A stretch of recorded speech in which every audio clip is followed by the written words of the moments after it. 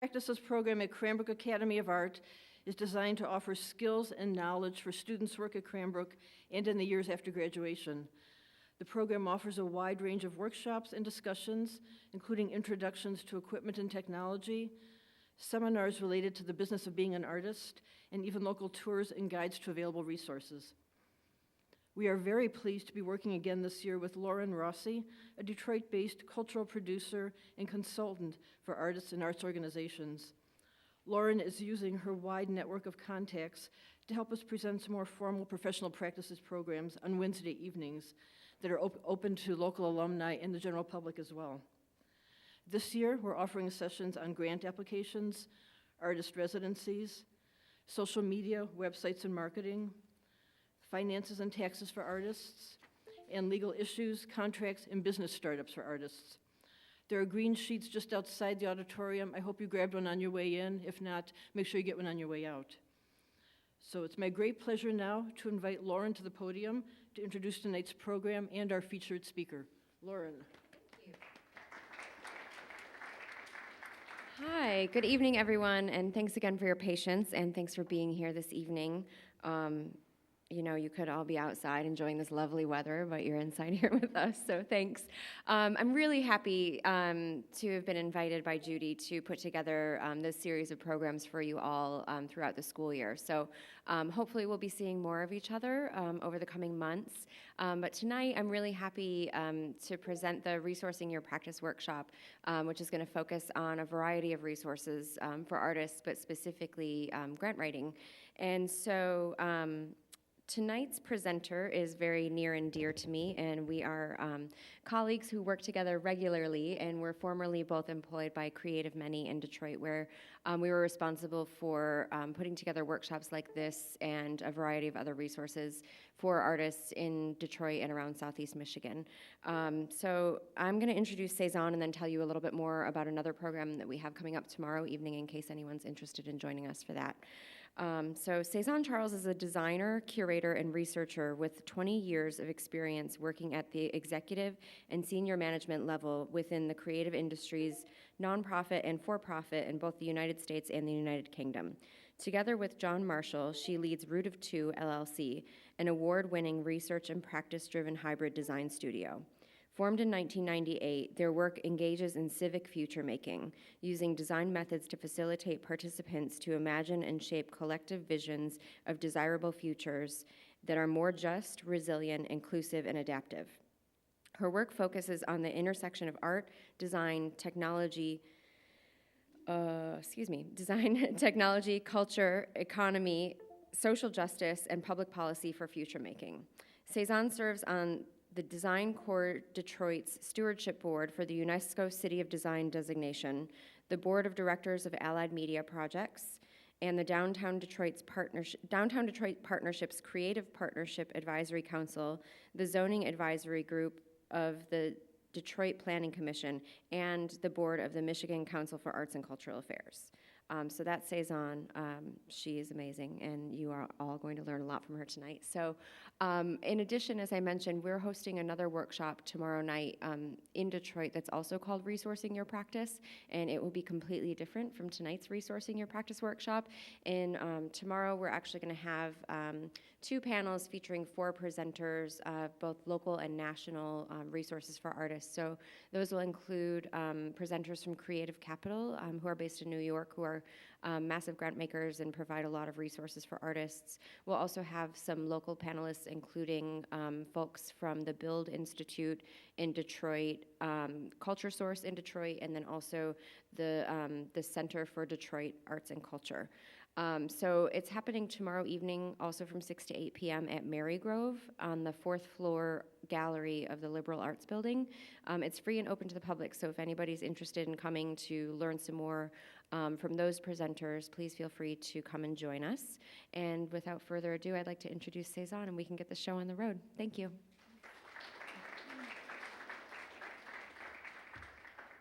So first I want to say a big thank you to both Lauren and Judy for inviting me tonight, and I have the pleasure of talking to you about a creative practice to start with that actually does a lot of work with technology, not that you would have guessed it. So And we'll see if this clicker, I have to like really click. We'll see if it works. All right, there we go. We'll see how responsive it goes. In the end, I might just say advanced, just as a heads up. So as Lauren mentioned, we have a hybrid design studio.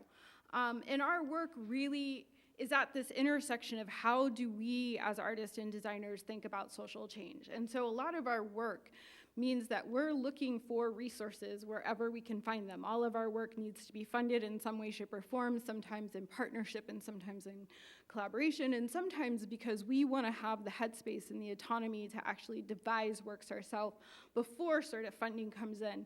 We also almost always do some form of self-financing, even now, in terms of our creative practice. So before we get started too further into this, how many of you have applied for a grant before? Just by show of hands. Okay, that's a lot of you. Great. And how many of you enjoyed that process by show of hands? Okay, no one. That's right. So we're going to talk a lot about sort of grant making, but sort of before we get to that, we're going to run through some sort of basic concepts around how to resource your practice and how to think about resourcing your practice.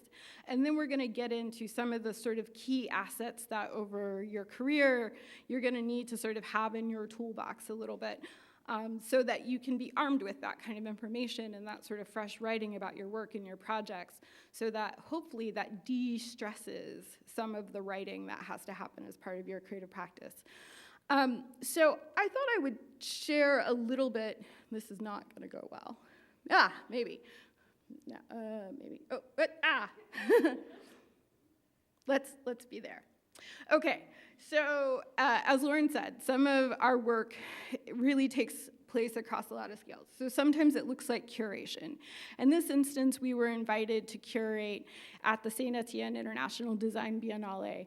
And as part of this, instead of talking really about the work, even though our work was to set up a Detroit-style cafe that looks vaguely reminiscent of Sister Pie and a number of other cafes you might have seen in Detroit, and then fill that with designers and artists who all made work specifically for the cafe, and then actually commission recipes from Detroit food makers, all in the context of this biennial in the middle of France.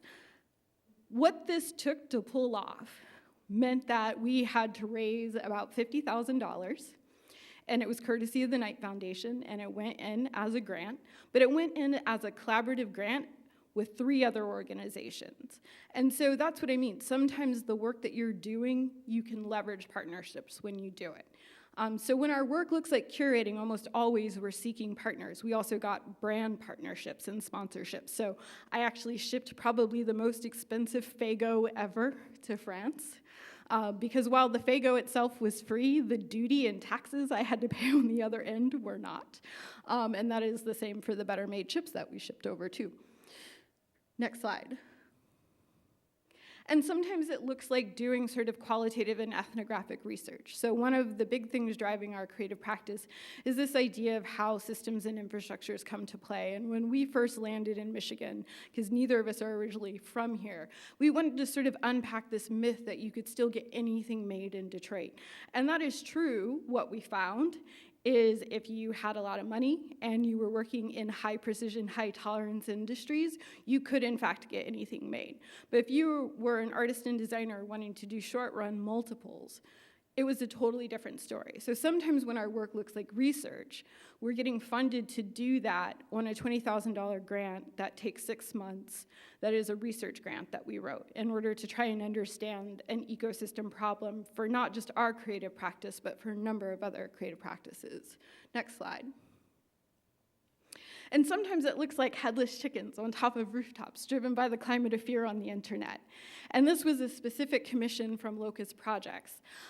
In this instance, they also got funding from the Knight Foundation through the Knight Arts Challenge Grant, which is also a resource that we have in Detroit locally. And in this case, they raised $50,000. But guess what? As artists and designers in that commission, we also had to help raise that match with them. So a lot of the time we were co-writing proposals and co-writing things with them, because in some cases we could tell the story of our work better than they could, even though they commissioned us. Next slide. And sometimes it looks like the original commission for this, which was part of the Folkestone Triennial in the UK, where we were commissioned to produce 5 of these across 5 different building sites. And that commission was only £25,000, which is nowhere near what those cost to produce, right? So we were also getting sponsorship and partnerships in order to help fund the materials and supplies of our work. So a lot of this is really understanding not only the value of your labor in a practice and work, but it's also really understanding the materials and costs. The engineering alone for that project was £25,000, which we got donated. Next slide. And sometimes it looks like cute little robots that are designed to ask questions about what it means to live with robot appliances in your household. And in this case, we did this project originally for the Kyoto Museum of Modern Art. And when we did that then, it was a specific commission looking at sort of 20 years after the Kyoto Protocols, a whole conversation around sustainability and the lovability of products. But then fast forward, this is a project that we've been able to tour and show and continue to get exhibition fees. So being able, long after a project's initial commission, to be able to sort of continue to get exhibition fees and workshop fees and artist talks fees based on your work is another way you should think about resourcing your practice. Next slide. And next slide. One more. And then sometimes it looks like spending a year of your life working on a design competition to reimagine the 83-acre cultural campus in the middle of Detroit, where they give you $35,000 only after you reach the finalist stage to actually produce a vision for the cultural campus. We were selected as winners, next slide, for the cultural campus, and the work that rootoftwo is doing on this project is a technology master plan. For this next phase, all in, it's a $3.4 million project, right? So we have our design fees, we have our consultant fees, we also have a ton of other people that we're working with as part of this. But sometimes it is about entering design competitions where you feel like you have the long shot, but you have enough to say, and then really being able to be prepared for when you get selected and having to work backwards in terms of now managing consultants that are bigger than your own creative practice and business. Next slide. And so when we think about resourcing your practice, it really is this idea of how do you put together a living and a life doing what you love, right? Your work costs money. Your labor, your ideas all cost money, right? And because of that, you have to think about all the different ways that you can support and sustain that at every stage in your career.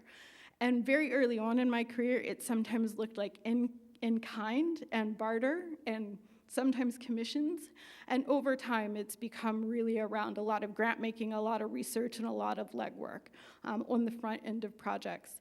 So before we move too much further forward, I want to just sort of say, if you have questions, if I'm going too fast, if you need me to back up and explain anything, just raise your hand, let me know. I'd like to keep this pretty informal, despite the fact that I'm standing behind a booming microphone. But the other thing that I think is important is to know that however you start in your creative practice and career, that is not just the journey that you take, but you take with others, right? It's about the kind of team and solidarity that you build in your networks. So the other thing that's important to think about is when you're embarking on grant writing and grant making in your career, it's not about competition. It's not about seeing your colleagues and peers as your competitors. To this day, some of the same people that are applying for the same grants I am, we look at each other's work, we read each other's proposals, we help each other, right? So I think that it's important right off the bat to see this idea of seeking funding for your work as another pathway to make sure that other artists continue to get funded, rather than as a competitive pursuit. Next slide.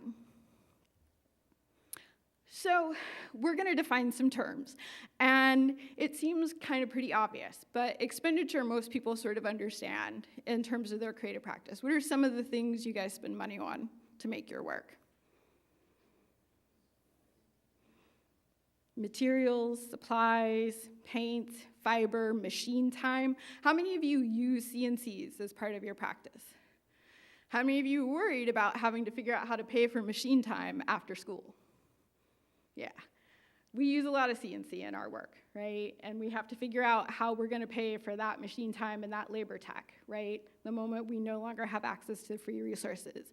How many of you work with digital fabrication or digital programs of any sorts, right? So all of a sudden, also having to figure out how to afford expensive software can become a thing, right? All of those things are about what it takes to sustain your practice. How many of you are worried about studio space? Yeah, especially in Detroit even, the prices are going up and up and up. Like, we've got artists now telling us that they're spending $500 a month for a 10 by 10 box. So we start with this idea that you kind of need to get to grips with what it costs to make your work. Because only then can you have an informed conversation about what are the trade-offs, right? The trade-offs can be, I'm gonna subsidize my creative practice by having a full-time W-2 income in a day job, or I'm gonna have a W-2 income in a part-time job, or I'm gonna really work hard to make sure I understand the sales, or my design fees, or my workshop fees, or my consultant fees, right? But none of that for us really sticks unless you kind of begin to become really aware that it costs money to make your practice, right? Next slide. So one of the first ways, and one of the continual ways that I think about resourcing your practice is self-finance. How many people have spent their own money for their work and felt a little bad about it or good about it? Okay, yeah, always. Until somebody told me that I could call that self-financing, that other small business owners do this all the time, right? They put money into their plumbing business or their design business or like their, fabrication business all the time, right, in order to get started. That's seen as a legit practice. In some cases, that is the reason why a bank will make a loan. But in the arts, we tend to think if we're self-financing somehow, like, we're not successful. So I made a pact very early on that I would always have a little money set aside to be the first person to bankroll any project that I wanted to, because it was my way of knowing that I was investing, right, in my own creative practice, in my own creative career. So I encourage you to think about sort of what you can do to sort of build up a bank to self-finance, and to really treat it like that. Treat it like the first line item that you might put in a proposal. And it can be $1, it can be $10, it can be $100.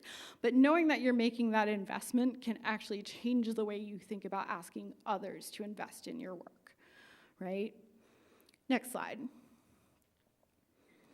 And so kind of the next thing that was what happened in my practice after self-financing for a very, very long time is I started getting commissions, right? They could be small commissions for projects that were like one-offs. Like in some cases, we were asked to participate in an art golf charity event, right? Everybody had to design a hole, and so we designed the most elaborate technological hole that nobody could actually get the puck in. But those are the kind of things that you can look for, right? In some cases for us, it made sense to do that charity event. We got like 500, this was in the UK, so we got like a 500-pound commission. But because of that, we then got introduced to the gallery director, who then gave us our first show, right? So some of this is about the small amount of money for something you can do that can help you build relationships that sometimes become lifelong relationships in your career and practice, right? So it's also about judging opportunities as they come to you. And then the next stage was really being able to ask for an artist fee. So how many people have asked for an artist fee at all for showing their work, exhibiting their work, putting together a proposal? For those of you who said you've written grants in the past and been selected, did you put an artist fee in to that grant?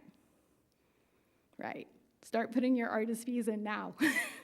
Like, I wish somebody had told me that, because I didn't. For I think probably the first 10 years of my creative practice, I never assigned an artist fee to myself, not even a small one, not even one where I said it was in kind, right? I just sort of avoided all of that as if it was somehow impure that I wanted to get paid for my work. But over time, I've realized that those artist fees that you can bank and all the different ways you can bank them is what helps pay for all of the other unsubsidized parts of your creative practice, right? So it's important to include them in grants. It's important to include them in budgets. It's important to include them in your discussions with galleries and exhibitors about your work. There is a way of calculating your artist fee, but I encourage you all to look at working artists in the greater economy. It's called WAGE, and it actually has some standards for how people should be thinking about paying and remunerating artists in a fair way. There's a lot of people out there working in solidarity to think about how artists are supported and not just subsidizing the nonprofit industrial complex with their work. Next slide. And so the next thing that started happening in our creative practice and careers, we started because our work can be framed around this idea of research and development. A lot of the time we're testing new materials or techniques, we're trying to explore issues, so sometimes we're able to sort of attract research and development grants. And the nice thing is in the US, those are starting to become more common. They were much more common when we were in the UK. But another way to think about research and development grants is how many of you have applied for a residency or a retreat? And I know next month you're gonna hear a little bit about residencies and retreats. So residencies and retreats are the best way in the US to think about having research and development time going into your practice. Right? If you're early phase in a project, that's where you can go to get supported and some resources in order to actually develop that work. If that work then comes to fruition and you're able to actually exhibit it, that's when you can sort of get artist fees and other things. And then the next sort of big tick up was when we started writing proposals and for public art commissions, right? And those tend to have bigger budgets, bigger fees, but it took us a long time to like break into public art. We were writing proposal after proposal after proposal. And sometimes you can find a consultant who will help you with that, but we found that when we stopped trying so hard to actually apply for public art competitions at airports, when we really didn't care about public art competitions in airports, and really focused in on the kind of issues and work that we wanted to make in the public realm, that's when we had a better fit with people who were commissioning that work. So if you're thinking about public art, while it does have bigger fees, it does have bigger commissions, it should always be pursued if it sort of is genuine to your creative practice and career. Next slide. Oh, so this one's a little weird. So how many of you have heard about pitch nights? They've been running them as like quasi-incubators, both in Detroit and in other places. Normally they're like called 5x5 competitions, where if you like win, you get $1,000 or $5,000. Sometimes you get access to business professionals and incubator space. These can be interesting in the sense that sometimes what you really need is dedicated business support for your creative practice. The first time I ever got an accountant, it was actually because we got some enterprise funding to actually get an accountant to actually help us build our business and build our business plan. So while these are weird and rare and kind of funky, sometimes artists have really been able to successfully sort of show themselves and show their work in these contexts and able to get sort of other resources that help them sort of build their practice, whether it's marketing or promotion or PR. So I always think be on the lookout for them, and if they feel gross, don't do them. I can't actually see. Earned income, okay, and travel bursaries. So travel bursaries would be things like thinking about, if you're doing a residency abroad or if you're doing an exhibition abroad, there are, particularly in the performing arts in the US, some travel funds specifically for touring your work. There are some limited funds for visual artists to do that work as well in the US. So it's important just to note these things, right? But also Fulbright would be something that would be considered like in this land of travel bursary. And earned income is any of the sort of fees that you can get, whether it's through licensing your work or showing your work in some other sort of way. Also sales of your work would count in that. Technically, crowdfunding is also part of earned income. Next slide. And so public funds is what most of us think about, and project grants are mostly what we think about when we're talking about applying for grants, right? So we're thinking about this idea that You're applying to a local arts council or a state arts council or a specific grant maker in the philanthropic world like Joan Mitchell that actually has a program for early career emerging to MFAs, right? So we're thinking about those kinds of things. And sometimes they are like a fellowship, and we'll get into that a little bit, where you're normally submitting work samples, an artist statement, and other bits of biographical information about your work, and it's pretty heavy in terms of the artistic documentation, versus when you're talking about project funds, where 9 times out of 10 you're doing all of that stuff, but you're also submitting a budget, and almost always it's for future work, right? So that's kind of the big difference between sort of project grants and project funding versus fellowships. Project grants are always looking towards the future, something you haven't done yet but want to get done, whereas fellowships are almost always about a body of work to date, right? And then fiscal sponsorships is a really interesting category because this is the way that as individual artists, you don't actually have to set up a nonprofit in order to access foundation grants and funds. You can work with a fiscal sponsor like Culture Source locally, New York Foundation for the Arts nationally, Fractured Atlas nationally, in order to actually borrow, technically, their nonprofit designation that then allows you to actually apply for grants as if you were a nonprofit. It also means that when individuals give you money through that conduit, that they also get that charitable deduction. Though that charitable deduction right now, in terms of our tax policy in the US, means next to nothing, unfortunately. So next slide. Contributed income, we kind of covered a little bit, but it's basically through all of the ways that you can think about that aren't sort of in that earned income category. It's when people maybe are just giving you money not tied to something specific or tied to something specific, but they're giving it to you as a contribution. That really follows along this idea of working with a fiscal sponsor. And then in terms of corporate sponsorship, how many people have ever gotten corporate sponsorship for anything that they've done, just by show of hands? How many people have gotten paint donated? That's a corporate sponsorship. How many people have gotten paper or printmaking materials or wood or fiber donated? Right. So a lot of this is about reframing, right? The work that has already happened. When people give you those donations, whether it's a small business or a corporation or an individual, that is a contributed good towards your creative practice, right? If they are a corporation doing that work, like say a Blick Art Supplies or something like that, then that is technically a corporate sponsorship, right? It might be of an in-kind form, but if you can begin to articulate these things that way as part of your portfolio, as part of your creative practice, as part of your own thinking, as part of building that budget of how you resource your practice, then all of a sudden you're starting to understand where your materials, your supplies can come from, how you can subsidize that, right?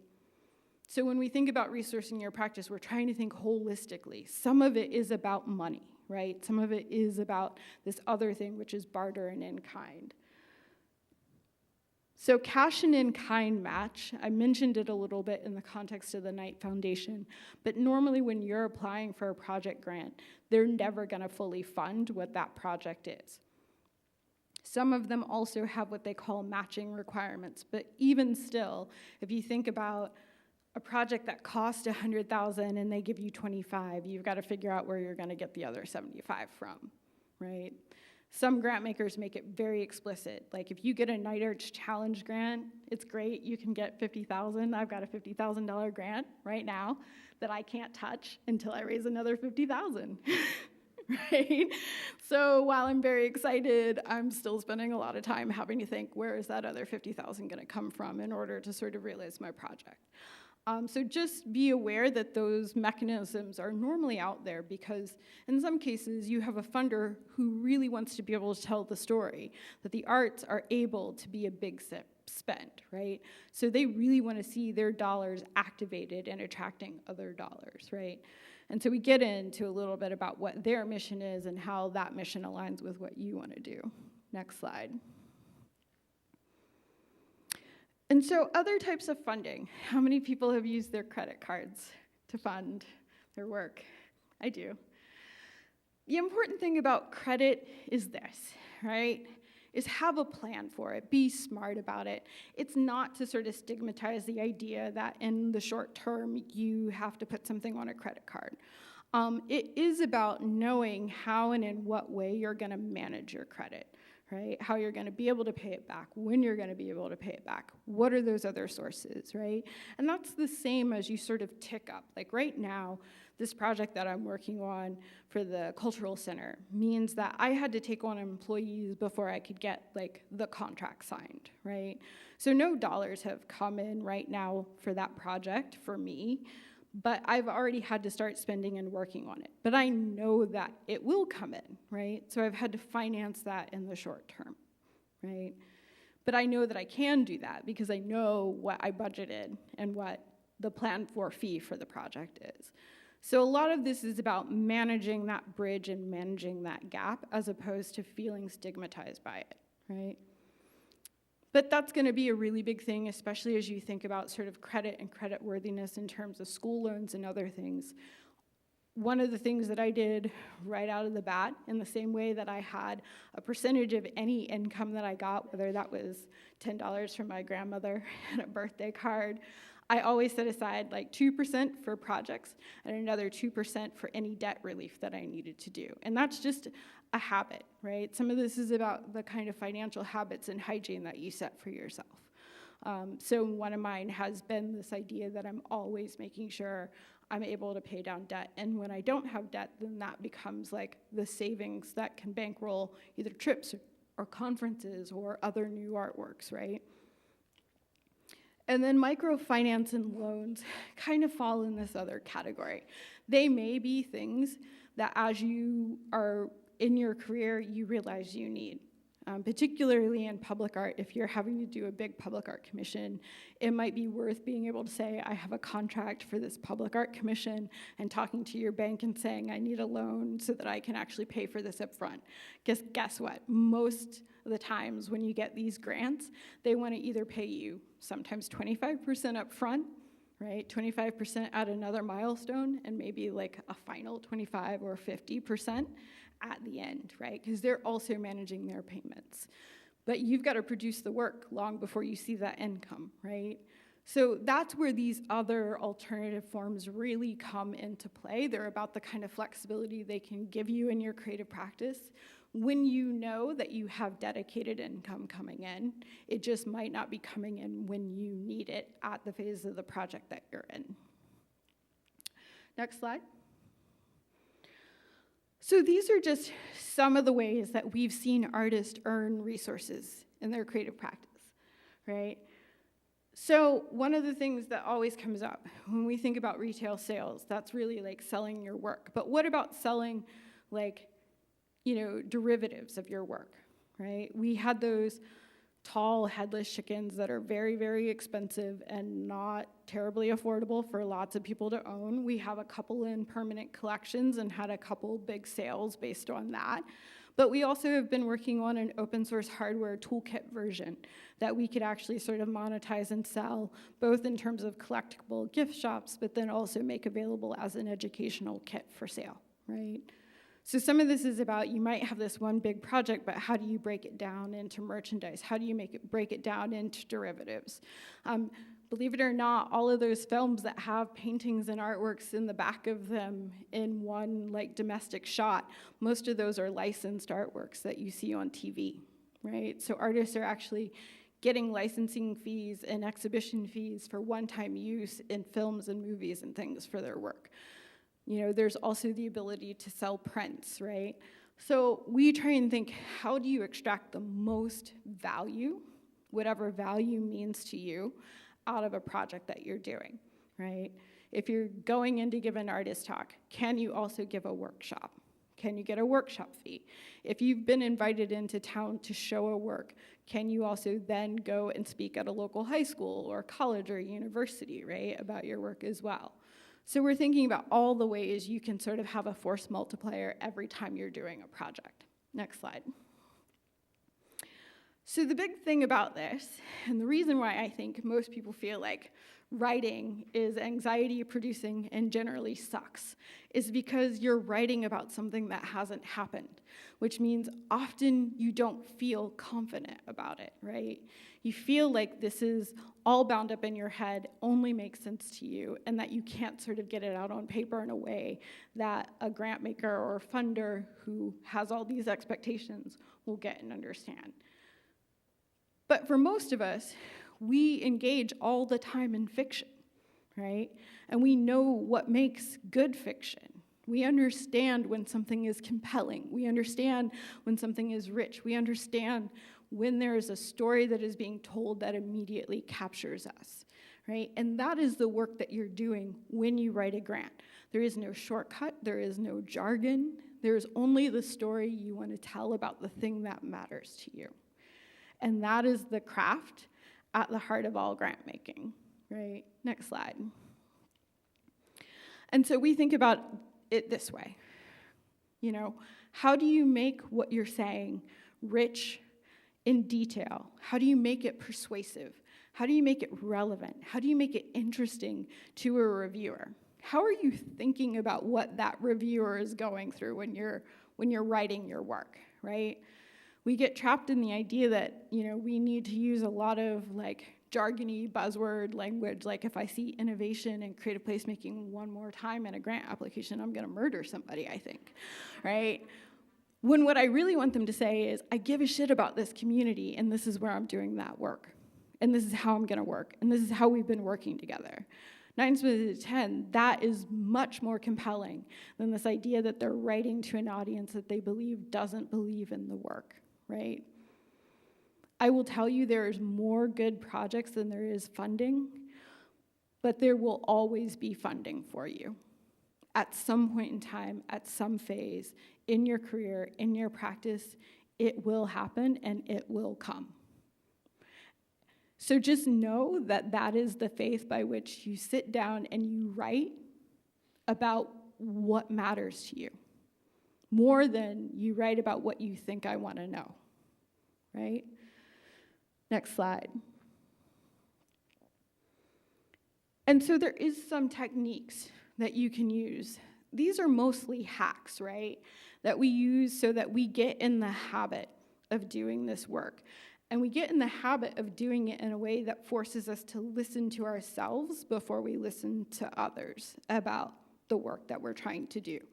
So while I have a strategic plan and obnoxiously also a business plan now for my creative practice, this all started with, I had a project statement about the work that I wanted to do, right? I made sure that I was writing about each piece that I did in some way, shape, or form so that I could get the clear idea about what it is down, so that I can say to you, it's a headless chicken driven by the climate of fear on the internet, right? And you know exactly what that is, to some extent. Sometimes they'll tell you it's a sculpture, right? But you get that kind of detail down, and you get it down for yourself more than anybody else. And then you really want to think about having that project statement be the thing that drives your ability to find funders who fund the work that you do, right? As opposed to the other way around. How many of people have ever seen all of the deadlines coming in at once for an application process or multiple application processes and just feel like they have to apply to them? Most of us do at some point in time. We just feel compelled that all these deadlines are coming and we just have to apply. At some point in time, it makes more sense to stop and think about what it is you're trying to make, what it is you're trying to do, and find the funders who fund that thing. Whether it's an issue, whether it's a material, whether it's a field, it's doing the research that way around that makes all the difference. Because then you know at least you're speaking to someone who wants to review the work that you're doing, that is going to put some effort into thinking about the work in the way that you are too. And you're also starting to build a relationship. Believe it or not, every time you apply for a grant and you apply for a grant that's meaningful, it's being reviewed by somebody else who wants to be in a relationship with artists in the field. That's the work that they do, right? Next slide. So I almost always then write a very basic project abstract. It's kind of the who, what, where, when, how, and why, how often, and how much of your project. And it's pretty basic, you know? It's a 4.5-foot tall sculpture on rooftops. It's going to happen in this specific month. In the case of Miami, we had to figure out how to make it work during hurricane season, right? So those were some things I needed to know as I was writing that project abstract. In the case of, say, like a technology master plan, I had to talk about how we were going to break down that phase of work, right? So it's being as detailed as possible about some of the process, some of the whys, some of the hows around an individual work or process.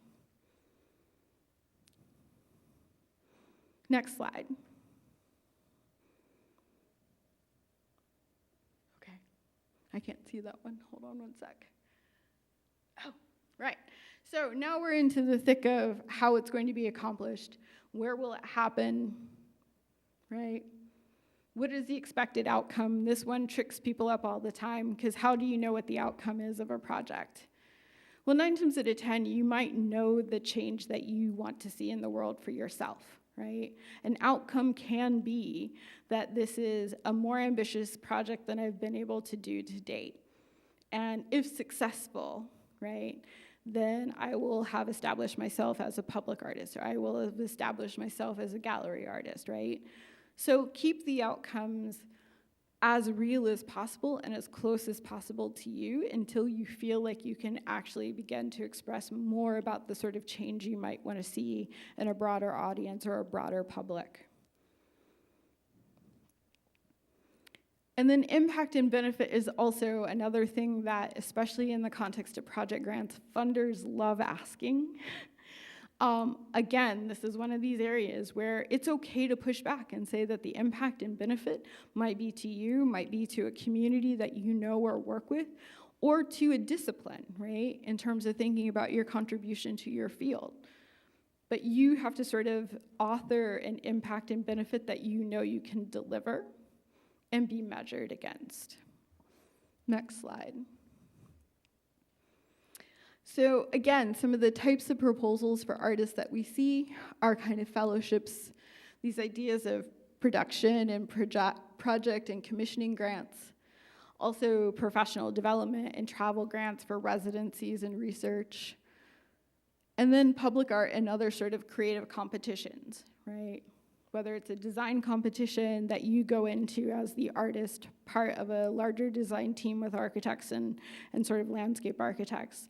There are a lot of things like that out in the world that you can be looking for. Next slide.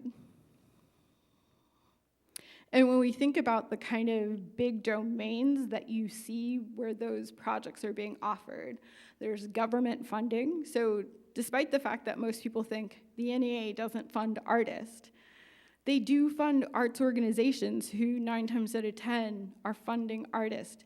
And in order for their applications to be competitive and successful, they almost always need the artist already committed to the project. In some cases, that's different. But even if you start to think about it that way, you start to think about what are the relationships I'm building? How can, at the beginning of a relationship, can we be working together on proposals for NEA funding, MCACA funding, whatever other state arts councils funding or local municipalities funding that's out there. Then the next part is really around foundations and trust. There are a few foundations and trusts nationally that do direct granting to artists, including the Knight Foundation, but there are a number of others who you can't get access to unless you do that fiscal sponsorship arrangement. There's corporate sponsorships, there's individuals, and there's in-kind. Next slide. So we're gonna talk really quickly, and maybe I'll take a break there before we dive into the kind of things in your toolbox. But does anybody have any questions right off the bat before we talk about some of the kind of types of things writing you need to have? Because I realize that was a lot to download very quickly. Okay, yes?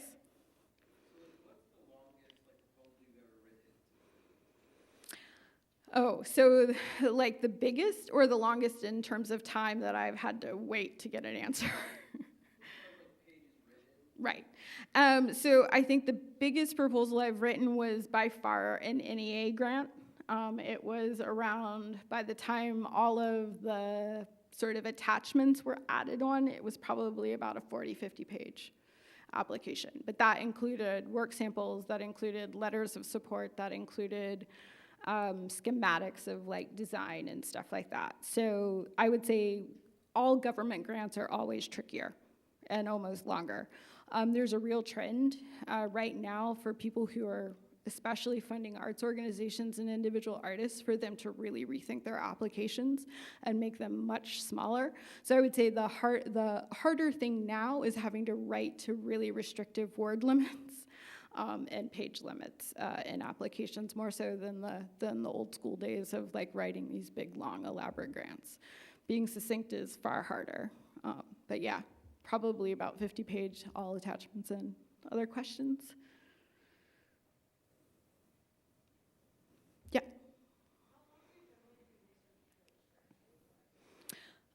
So I try and do it on a rolling basis. So right now I have a day a month set aside where I just do research on what's coming next. I would say in terms of getting into the habit of having a really quick, down and dirty, almost back of the napkin project description for all of the projects in my studio, that's something that I do immediately as we're devising new works. And it tends to be like I have a paragraph written for each project that we're working on.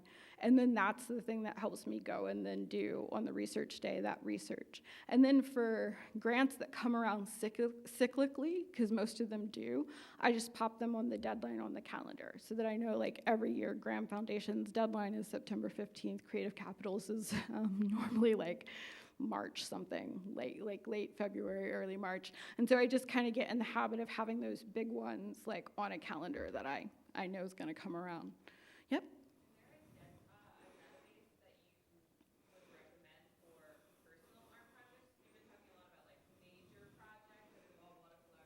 Yep. Yeah, so later on, I'll pop up 2 websites that will give you access to that, but I'll tell them to you right now. So one of them is New York Foundation for the Arts. Despite the fact that it's New York Foundation for the Arts, they're actually a national peer partner. And so they have a database called Knifeosaurce. And again, you'll see that in the slide. But that is one of the best databases for like looking up calls, commissions, grants, that kind of stuff. For residencies, which you'll hear more about next month, Alliance for Artists Communities. And then there's another website that you'll see in this presentation called Artists Thrive. And within that, it has a wiki that has a number of resources for individual artists, for small projects, small commissions, that kind of stuff. But those were all the things that I was using and still consistently use for both big and small. For bigger commissions and calls, it's a really, really great resource, but it's also annoying because it floods your inbox, but it's called eFlux. There's an academic version, an architecture version, and an arts gallery version. But when you sort of sign up for the eFlux newsletter, it has all of the like really big international calls and competitions. So those are the main ones that I use. Other questions? Okay, so we're gonna move. Oh, thank you. Water. So we're going to talk about kind of the things that are in the toolbox. So in addition to having this kind of project statement and abstract that you've got to get used to writing, there are all these other pieces of writing that come deadline day, you're going to have to scurry to get together if you aren't already in the habit of having these. So we're going to talk a little bit about that as well, but I am going to take a drink of water first. And the most important one that we're not going to talk about tonight is artistic documentation. There are projects that I wish I had good documentation for, and I don't. And so the one thing that again, it's like paying for good documentation is worthwhile. If you've got a friend that's a really good shooter, have them shoot your work. If you don't know how to shoot your work, learn how to do it. There are pieces from like the hardest performative works that we've done that I have no documentation for. So I'm left having to describe them. It's one that I think is most important. It is the thing that most juries will look at before they look at any other piece of writing. So it's the one thing that's really important to get down. But we're going to talk about the other stuff, which is around writing. So next slide. So the first one is an artist's resume. This can also be part called a CV. How many of you feel like you have a good artist resume, artist CV right now? Okay. And how often are you updating it? Are you updating it every year, every week, every month? Just shout it out. Twice a year. Okay. So I feel like that's probably pretty good. And I have sort of what I consider two types of my artist resume. There is the one which is the laundry list of everything that I've done in reverse chronological order since time immemorial. Actually, I don't go all the way back to kindergarten or high school, but I do go all the way back to college in at least one place. And nobody ever sees that one but me, right? But it's a way of making sure that I have really good, chronologically organized ways of thinking about all the work, all the projects I've done, right? All the talks I've given, all of the workshops that I've given. And I keep that one up to date once a year. That big laundry list, because then that laundry list is the thing that I pull from when I actually need to do a very tight resume. So for instance, if I'm applying for a public art commission, I almost always have all of the public art and public realm work first, right? I then back that up with some relevant exhibition work, some relevant talks, right? But I want them really concentrating on the work that matters most rather than the laundry list. Next slide. So when we think about this, normally we're being asked to sort of submit a 2 to 3 page, at most, resume for anything. You get 10 years into the game, 5 years into the game, you're not fitting your work on 2 to 3 pages, and so you're kind of like frustrated, like, why are they asking for 2 to 3 pages? Don't they know I've done all this stuff? And it's because they really want you to focus in on what is salient in your work that matters to the thing you are applying to, right? So if it's a fellowship, normally they say things like, we're really interested in the last 5 to 10 years of your work, right? And they want, if you've done 10 shows of the same work, pick out the 3 that matter the most, right? And then move on to the next work. Don't show all 10 places you showed a work, right? So it's really about how are you editing to tell the story that reinforces the rest of your application, the rest of your proposal, so that it feels cogent, right, as a narrative. And sometimes if you're applying for sort of academic positions, they tend to like a more exhaustive CV, right? But again, they're really interested in your education, they're really interested in your teaching, they're really interested in your service, and they're also really interested in where you've shown, because where you've shown and the work that you've made and the work that you've had exhibited or commissioned is what is counted as your research when you're applying for academic jobs, right? So really think about the audience in terms of tailoring your resume each and every time. So there's one that is this laundry list, and then there's the one that really should be able to pull from that laundry list for the specific opportunity. Next slide.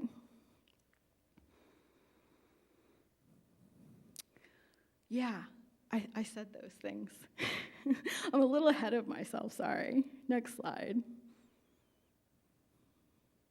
Okay, so in terms of your bio, I think about the bio as the first way that you put into narrative form, different than an artist statement, your resume, right? So again, it's the edited highlights of the work that you've done. It might be the most recent places you've had your work collected. It might be the recent magazine article outlets that have published your work, or if your work is published in some other place. It might be the headline about what your creative practice is, right? So whenever we talk about rootoftwo, we talk about it as a hybrid design studio that engages in civic future making. That's our top lead line. And then we might further describe that the scales that we work at are at everything from device to small furniture to buildings and master plans, right? So we're telling you a little bit more information, right? And then the next thing might be, you can see our work in these permanent collections. This work has been exhibited in these places. This work has been published in these outlets, right? And it's almost like having those 4 or 5 bits of information as a summary of what they're gonna find in the resume, right? Next slide. And so again, if you think about a bio in this context, it's normally about 250 words. I have a very, very short one, which is the 75-word one. I have one that is about the 250, which is about, a paragraph. And then there's kind of the half-page bio, which maybe gives a little bit more detail, maybe is a little bit more fleshed out, right? Next slide. And so again, a lot of these top tips are really about how are you tailoring this information to be stood up against the work samples that you're submitting, right? So when I submit a bio, it almost always also talks about something that's in the work samples that I'm submitting, right? Because I'm making sure everything that I submit communicates across all of the assets. It's always constantly reinforcing this work. Next slide. And then the artist statement, which can be sort of the real place where you sort of get to say what your work meaningfully is about, right? So it's not just the who, what, where, when, how, but it really does get to focus on the why more than anything else, right? So it's a fuller expression of why it matters to you, why it might matter to other people, who is it in dialogue with, right? Whether it's community, whether it's art form, whether it's another sort of social topic or genre or issue. This is where you sort of get to really get into that sort of high fidelity discussion of your work. Next slide. And so, of course, it tends to be longer, right? So these are the things that when you are writing for a fellowship, writing for a project grant, or even the kind of things that begin to appear alongside your exhibitions, or when you're submitting for sort of having your work seen or shown, this is where you're trying to explain to somebody else what's going on, right? This is where you can dive into more process, right? You can dive into who the audience is. You can dive into who you are inspired by. You can use a lot of for instances, but again, when you're writing this artist statement in the context of a project grant or a proposal, you want to keep drawing that person back to the work sample, right? So if I tell you that my work is about civic future making, then my next thing is like, for instance, in the, Weather Vanes project where we were exploring the effects of social media in terms of the way it was producing information ghettos that were keeping us alienated in society. I've told you right then, I've given you an example that's also in my work sample of what we mean by civic future making, right? So if you use terms that either you devise yourself or are jargon, think about how your work samples help explain them, right? Because sometimes there are technical terms in your work, right? And those technical terms are important. But that's where you can sort of use the work sample to sort of unpack them for other people so that they're not just sort of living on the page as a piece of jargon, right? Next slide. So again, I think there's the 20 to 50 word mission statement, right? It's a little bit similar to what we talk about in the bio, but for me, it's like, what is compelling me to do this work? For me, it's that phrase that I use, which is around how are we making the world more just, more equitable, more resilient, and more adaptable? That's my mission. Whatever else I'm doing in my creative practice and work, all of my work has that as a through line. I keep changing medium, I keep changing methods. Sometimes it's research, sometimes it's public art, sometimes it's cute robots. But at the core of all of it, you're going to be able to find something that is about how we're pushing just a little bit further forward towards justice, right? So this is where you can sort of capture that sense of what your personal mission is. It doesn't have to be a lofty mission, but it should be yours, right? It should be the story that you own about the work that you do. And I always think, keep it simple. If it's a sculpture, if it's design methods process that you're into. If it is a painting that you do in a particular style, let them know right away. Next slide. So that's the sort of big pieces that go in your toolbox.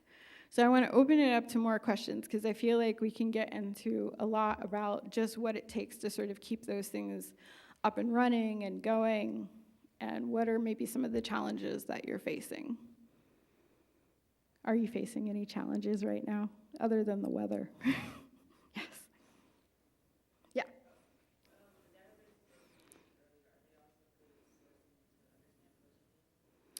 Yeah, so particularly the Artist Thrive website has a section on budgeting and materials. NIFA does, but in a different section of their website other than their NIFA source. But if you go to NIFA, and I think you look under their professional practice tab, they have some workshops specifically around budgeting too, and materials. But definitely Artist Thrive has a lot around budgeting. Yeah, other questions? Yes.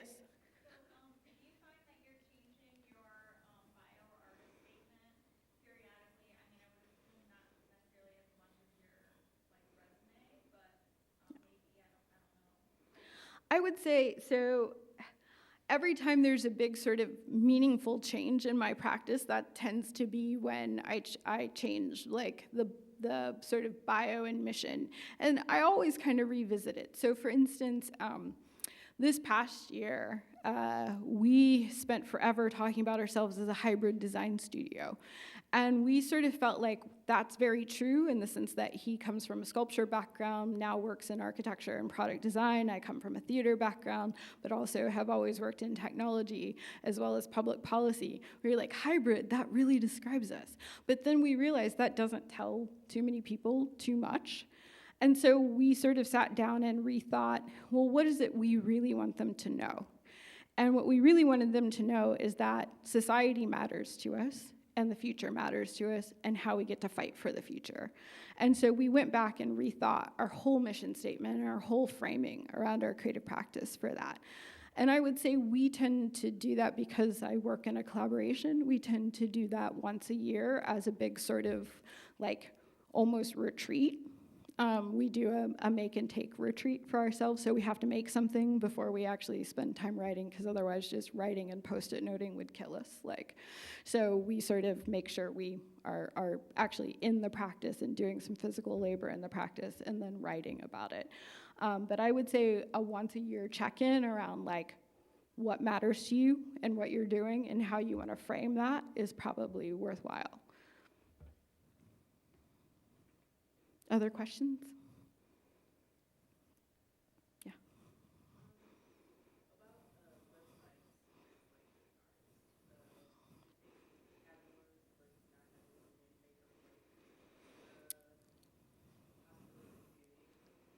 So I would say websites matter, and this is the reason why.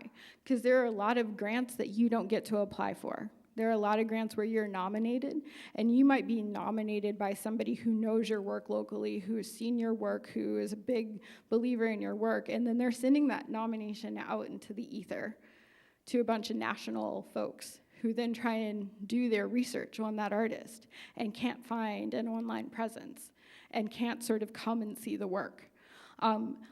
Now, I think that you can have a robust Instagram and a robust Facebook, and you can have a landing page that links to those things if that makes sense for you and your creative practice.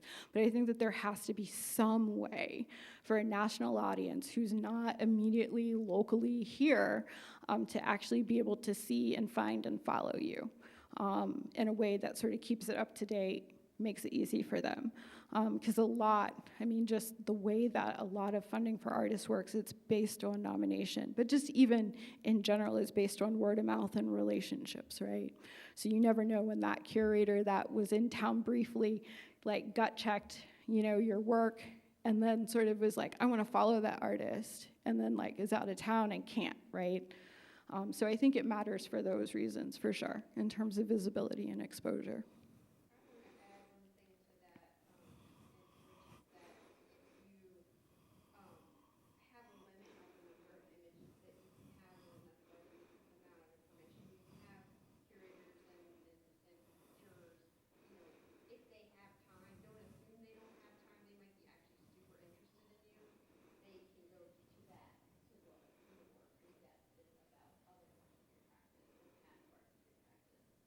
Yeah.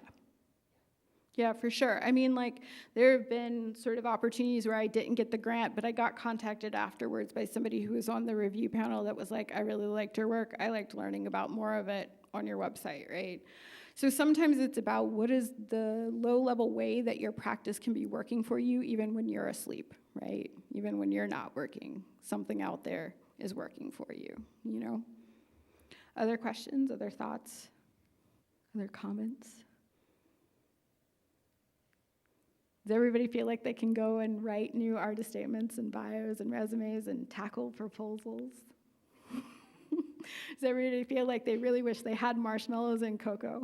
Yes. I don't know if you could talk a little bit more about the jury process and jurors and, about how, like, there's people coming together from all different places. Sometimes they're meeting together, sometimes they're not. There's, like, scoring systems. Yes. You can research people all you want, and they can do something completely different.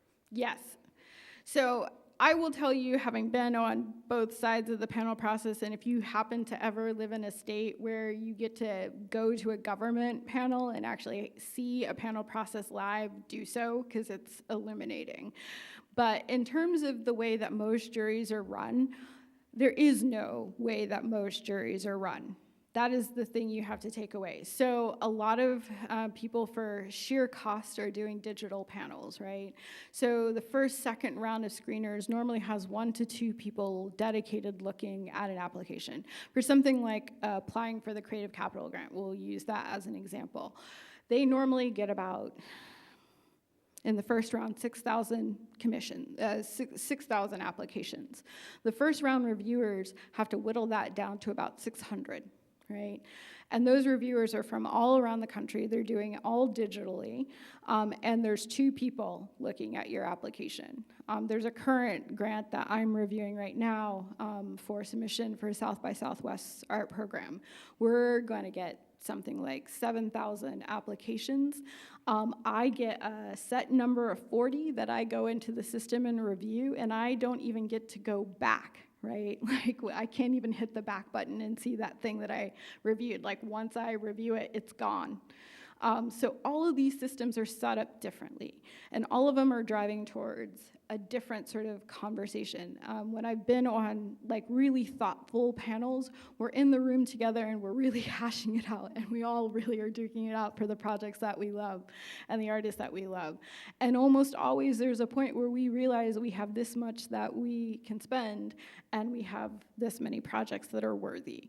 So a lot of it is also about depersonalizing the idea that you are not getting selected, and just know that there's just a lot of talent in the world and a lot of talent in the field, and it might just be that it wasn't your time this time.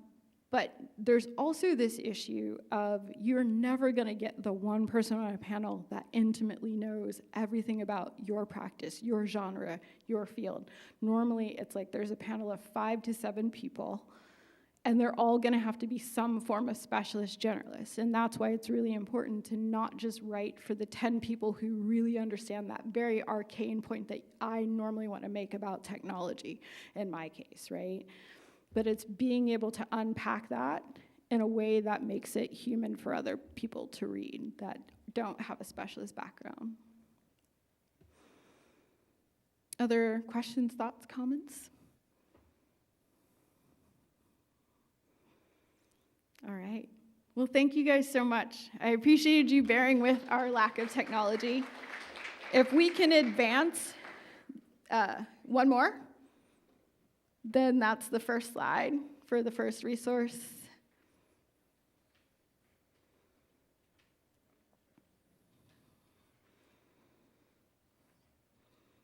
And then if you advance one more, that's the next slide for the next set of resources.